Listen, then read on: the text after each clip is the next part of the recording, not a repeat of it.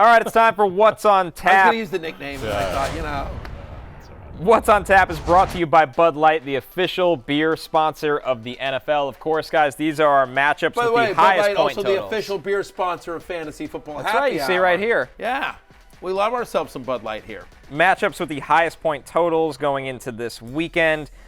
Listen, nothing is as easy to enjoy as Sunday full of football and a fridge full of beer. These are the games we're locking in, starting with the Dolphins at Buffalo. Why does it have to be a fridge full of beer? Could it be a bathtub full of beer? Could it be a car full of beer? What about an RV full of beer? Yep. Well, what about a giant beer can full of beer? Yeah, while we're playing the terminology, I'm still trying to get over the local package store. I'm not sure what that meant. The local package store, is that what we call it in America? You haven't heard of that? A package store? Is that where you buy beer in America? No, yeah, that's what a liquor store is called. I is just that call just a Connecticut thing? Yeah, it's definitely a Connecticut thing. Am I crazy, people? Like Packy. In New York, in New York, I just call it either the corner store, the bodega, or the liquor store. All right, it's a Connecticut thing. Yeah, the package store. The more you know. The more you know. Anyway, whatever you call it, buy Bud Light there. We love ourselves some Bud Light. They're friends of the show. Yep, fridge full of points in Dolphins-Bills. Fridge full of points, along with those beers. The over-under is set at 54 in this game. And, Jay, we're coming off a weekend where Raheem Mostert and Devon Achane ran wild in Week 3. What are your expectations going into a tougher matchup against those Bills? So the big question here, and obviously there are so many players that you are just starting. Josh Allen, Tua, Cook, Mostert, Hill, Diggs, Waddle, even probably Gabe Davis in most leagues. But the question is what is the breakdown going to be between Mostert and Achane? Because that's, I think, what is most fantasy relevant. I think you're probably starting both of these guys anyway because this offense is so high octane. But Matthew, what do you think? What do you think the breakdown will be in carries? Because I go both ways where it looked like Achane had kind of become the primary back in that game against Denver, but then his last touchdown was also, as you can see here, in the fourth quarter with 8 minutes left in the game. They were already winning by 43 points. So Mostert was the guy who was pulled, and that's usually the starter's role. I think Mostert leads this backfield in touches this week. I think that they decided when Jalen Waddle was going to be out that Mostert was actually their bet in terms of how they run their offense, in terms of speed. With all due respect to River Craycraft and Braxton Berrios, and by the way, Craycraft's not going to play this Sunday as well. He's out with an injury, but and Durham Smythe, and it's a team that's built on speed, and I think so Mostert got a lot of more usage in the passing game than we're used to seeing, and so my thought is that they just, not that Mostert, a running back, is similar to Waddle, a wide receiver, but just in terms of some of the scheming stuff that they did, and so I think now with Waddle back, it'll be much more than what we saw kind of the first couple of weeks. So again, I have Achane as 23. So I have as, a high-end flex, obviously. Mostert is my running back 13. So obviously the way I see it is that Mostert, who has 39 touches over the past 2 weeks. I mean, he's averaging almost 20 touches a game. I did that math in my head, by the way, literally just right here. 39 touches over 2 games. I divided it. It's almost 40, so it's like 20. So it's like 19 and a half. Again, like, boom. Like, everyone's like, wow, do you have a steel trap up there? And I kind of do. But I feel like Mostert to Achane, but I think both are most starts there. I think all these guys. The last one I want to talk about in this game real quickly is you mentioned James Cook. Like, I have James Cook as a top 10 play this week as well. I know it's been frustrating given the red zone usage and that they pull him for like Latavius Murray, but 16 plus touches in every game this season, back-to-back games with 100 plus yards from scrimmage as well, right? The Dolphins allow the 5th highest yards per carry to opposing running backs this season. James Cook is a guy there. Everyone you see on your screen there, as you mentioned, Tua and Josh Allen, Cook, Mostert, Achane, Tyreek Hill, Stephon Diggs, Jalen Waddle, and I think even Gabe Davis. You're starting all of them. Weirdly, the only guy I'm not starting that I think is an automatic start in this one is Dalton Kincaid, who just seems to be totally splitting snaps with Dawson Knox and feels like Knox has a better shot at a touchdown. Yep. I think James Cook is 3rd in the league in rushing, which seems insane because it feels like he's gotten no buzz whatsoever. But, I mean, he's getting the work, and this is an amazing offense. And it feels like he has a role that is bigger than, the Devin Singletary role of years past. Yeah, and I think he's going to get in the end zone. Like, he's not going to go the whole year without scoring a touchdown. It's just, he's, but he doesn't, what's been exciting so far is that he hasn't needed that kind of, he hasn't needed the touchdowns to keep his fantasy production, at a good level. Our next game here, guys, the Raiders at the Chargers. The Chargers favored by 5.5 points. The over-under is set at 48.5. As we led with earlier in the show, Jimmy G is back at practice in a limited capacity. That is a big factor in this game. But let's say he doesn't play, doesn't make it out of concussion protocol, Jay. Do you still like Jacoby Myers, Josh Jacobs, and the rest of this Raiders offense, assuming it would be either Aiden O'Connell or Brian Hoyer? Yeah, that's not great. Those are kind of sad words to say, particularly Brian Hoyer. That would really limit the scope of the offense. But firstly, looks like Garoppolo probably will play if he's in limited practice. And even if he's not, Davante Adams, you just start Davante Adams. I could be playing quarterback, you start Davante Adams. And then Jacoby Myers is seeing an incredible target share. This offense in the passing game just goes through two guys. And then Jacobs as well. Again, he won the rushing title last year. I think you just have to start Josh Jacobs no matter what. 20 or more touches in 2 of the 3 games he's played this year. And I think actually, while, again, might not be as efficient, would be effective. Like, again, if it's Aiden O'Connell or Brian Hoyer under center, they'd lean on the run game even more, feels like. I agree with you. I think it doesn't matter who's throwing the ball. You have to start Davante Adams. And Jacoby Myers would move down somewhat in my ranks. I have him at wide receiver 19 right now. But if it was not Garoppolo, I'd move him down some. But I think I'd still have him inside my top 30 guys. He's played 2 games this year. He's got 22 targets. Yep. That's 11 targets a game. Once again, doing the math, like in my head, like seriously, just like that. I don't have any notes. You can see it here. I promise you. Literally just did that in my head. 11 targets a game. By the way, no team in the NFL has allowed more fantasy points, more yards, or more touchdowns to opposing wide receivers than your Los Angeles Chargers, coached by defensive whiz Brandon Staley.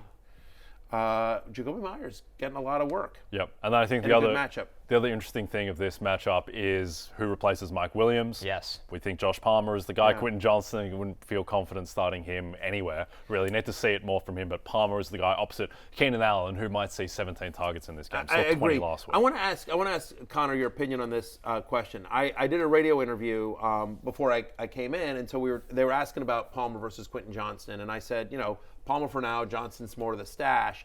They like Quentin Johnston. But I said, honestly, they like Josh Palmer, rightly or wrongly. They like Josh Palmer, and he's been productive when he's gotten an opportunity. And so I don't know. I prefer, as a rookie wide receiver stash on your bench, I prefer Marvin Mims and Rashee Rice to Quentin Johnston. If you're stashing a rookie wide receiver on your bench for the second half of the year, I prefer those 2 guys to Quentin Johnston. The host it was Dwayne McFarland who said, I hear you, I like all 3 guys, but I have Johnston the highest. I'm curious, Connor, what you think about that statement.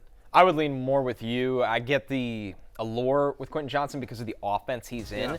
But I just think they've kind of shown their hand for 3 months now that they just don't trust him yet. And maybe it takes another wide receiver injury, and Gerald Everett's hurt as well. So once again, another pass catcher that they could be down. But with Quentin Johnston right now, I'll say this about Palmer. Palmer coming out of college was a more refined vertical deep threat than Quentin Johnston. It doesn't mean Quentin Johnston wasn't a better prospect. He was. He was just better at a lot of other things. So they're going to go with the guy in Kellen Moore's pass-happy offense that wants to put the ball down the field a little bit more, that they trust in their playbook. And that's Palmer right now, where Mims, Jaden Reed, Rashee Rice, at least we've had the flashes because they actually are on the field more. What's the issue with Quentin Johnston? Is he just an unrefined route runner they don't trust? It's a little bit of that. Not the most polished hands. And as great of a player as he was in college at TCU, I think like 4 or 5 of his games last year he went over 100 yards. That's a lot of games he didn't. Yep. So there was a lot of times he disappeared. So he was more, not a project wide receiver, but you're betting on a big ceiling that was going to take at least a year or 2 to tap into. And my argument to him was just like, again, not even arguing talent, but right as we talk about, again, fantasy success comes from talent and opportunity. We think all these kids are talented. So who's got a clear path to playing time? Because it's not like, again, Marvin Mims on a team that the Broncos need to do something. That team's going south. Cortland Sutton and Jerry Jeudy were both on the trade block this offseason. So, it doesn't seem like it's going, it feels like it's going to be a rebuilding year in Denver. And so, you need to get Mims more touches. He's been so productive in such limited time so far this season. And Rashee Rice, there has yet to be a guy that has emerged from that Chiefs passing attack outside of Kelsey. And so Rashee Rice, who almost scored 2 touchdowns last week, he was tackled just before the goal line 2 different times. It's coming, the Rashee Rice. And Mahomes is a guy that, said, go get me Rashee Rice. They worked out in the offseason. They drafted him for him. So those guys have a clear path to playing time, significant playing time, than I think Johnston, to your point, at this point, needs another injury. Yep, and there's a non-zero chance that Rashee Rice becomes Patrick Mahomes' #1 wide receiver, which, again, that didn't mean a ton last year because of Juju Smith-Schuster didn't have an amazing year, but still, that gives him a ceiling and a pathway that Quentin Johnston doesn't have. They're all stashes, and I don't know that it's a significant difference, but I'm just saying, like, I feel like there's more ways that the other guys can get to fantasy success quicker than Quentin Johnston this year, even though I really like Johnston.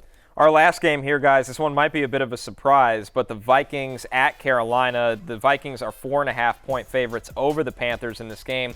The reason we're talking about it is because the over-under, Jay, is set at 46.5. The Panthers' passing attack looked a lot better with Andy Dalton in Week 3. Can you trust this group of pass catchers with the return of Bryce Young? Not really, but there is an element to the Vikings where, from a fantasy perspective, it is kind of a rising tide raises all boats. Is that potentially the thing that you say? But the fact that the Vikings offense is so good and the defense has been so bad, I think there will be opportunity. Look, if it's not going to happen for Bryce Young this week against this defense, then he's in, I would think, a little bit of trouble the rest of the season. By the way, and I'm surprised, I mean, maybe it's just the entire slate is low, but I would take the under in this game. Like, I'm really surprised. I get it. The Vikings offense is awesome, but the game's not on turf. The game's in Carolina on the grass.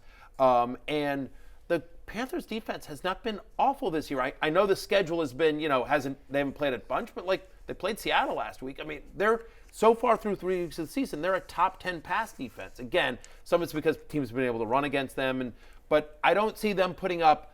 I feel like I think the Panthers are going to play at a methodical pace with Bryce Young back as well. And so the Vikings are not going to need to score a ton here to win this game. And I don't know. I don't see this being like a big explosion of fantasy points. I mean, I think you're starting the obvious Vikings, right? You're starting Cousins, you're starting Jefferson, you're starting Hawkinson. I think you're probably starting Jordan Addison.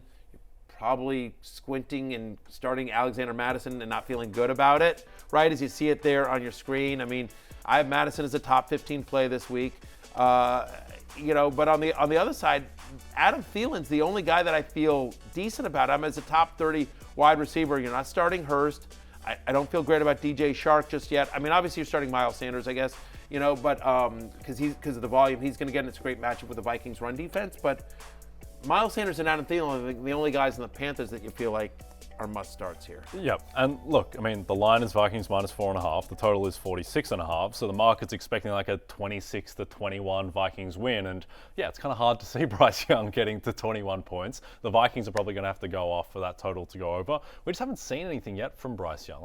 Has he disappointed you so far? Yeah, he's not seeing the field physically. He's obviously a smaller guy, so there's a lot of limitations of what you can't do with him, and he's going to have to honestly have his success off of rhythm and timing. And to also be fair to Bryce Young, with the offensive line in front of him, there is no rhythm and timing. The wide receivers around him, Adam Thielen's been fine, but there hasn't been a lot around him that plays in the system that he likes to play. So it's kind of all worlds colliding in not the best way for his rookie season. And by the way, think about who the Vikings have played this year. The Vikings have had to have this incredible comeback offense where they've been chucking it all over the field because they were down to the Eagles. They were, playing. They were in a shootout with the Chargers, right? I mean, even Tampa Bay showed up week 1, and they're like, oh wow, actually, okay, we got now all of a sudden, the Bucs actually, okay, now we get. I don't think they're going to have to do that against the Panthers. They're not all going to have to throw. Kirk Cousins is not going to have to throw 45 times in this game. Yep, agreed. This is, again, kind of last chance saloon for Alexander Madison because Cam Akers now expecting him to be active and more in the fold. If Madison has a bad game in this matchup, then it might be the Cam Akers show from next week. Again, he's gotten lucky with it. That's a great point, Jay. He's gotten lucky with the fumbles, Alexander Madison, but he's had some bad fumbles that they've ended up recovering. But Kevin O'Connell actually talked about it in the press conference. It's like he didn't specifically, say anything about Madison. He's just like, we're having too many turnovers. I believe they lead the NFL in turnovers as we enter week 4. And so he's just like, we've got to hold on to the ball, and they're just not doing that. So I'm with you. Cam Akers, who's familiar with the offense, and the coach has traded for him. Yeah, Madison has a very short leash. That'll do it for What's on Tap, presented by Bud Light. Easy to Sunday, easy to enjoy. Hey, it's Matthew Berry from NBCSports.com and RotorWorld.com, and I want to thank you so much for watching whatever it is you just watched, or if nothing else, being too lazy to click out of the autoplay after this video started, after whatever it is you actually wanted to watch finished. But now that you're here, I'd like to take a moment here to ask you respectfully, respectfully now, okay? I'm asking you respectfully to subscribe to the NFL on NBC YouTube channel. You'll get the latest Roto-World fantasy news headlines, all sorts of great shows, including my own Fantasy Football Happy Hour. So go subscribe now. Again, I'm asking respectfully.